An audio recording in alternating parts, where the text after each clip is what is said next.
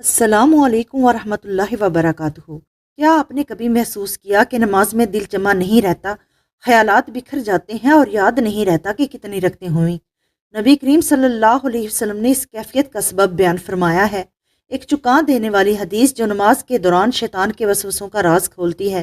آئیے سنتے ہیں رسول اللہ صلی اللہ علیہ وسلم کا بصیرت افروز فرمان۔ حضرت ابو ہریرہ رضی اللہ عنہ فرماتے ہیں، نبی کریم صلی اللہ علیہ وسلم نے فرمایا، جب نماز کے لیے اذان دی جاتی ہے تو شیطان اپنی پیٹھ پھیر کر گوز مارتا ہوا بھاگتا ہے، جب اذان ختم ہو جاتی ہے تو واپس آ جاتا ہے، پھر جب تکبیر ہونے لگتی ہے تو بھاگ کھڑا ہوتا ہے، اور جب تکبیر ختم ہو جاتی ہے تو پھر واپس آ جاتا ہے، اور آدمی کے دل میں وساوس ڈالنے لگتا ہے کہ فلاں بات یاد کر اور فلاں بات یاد کر۔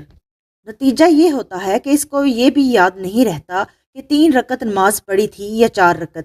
جب یہ یاد نہ رہے تو سہو کے 2 سجدے کرے۔ صحیح بخاری حدیث نمبر 3285۔ یہ حدیث ہمیں خبردار کرتی ہے کہ نماز کے وقت شیطان کیسے حملہ آور ہوتا ہے، اور ہمیں سکھاتی ہے کہ بھول ہو جائے تو کیا کرنا چاہیے۔ تو آئیے ہم اپنی نماز کو ان وسوسوں سے بچانے کی کوشش کریں اور سنت کے مطابق سجدہ سہو ادا کرنا سیکھیں۔ اگر آپ کو یہ ویڈیو مفید لگی ہو تو اسے دوسروں تک بھی پہنچائیں تاکہ ہم سب اپنی نمازوں کو مزید خالص بنا سکیں۔ جزاکم اللہ خیرہ۔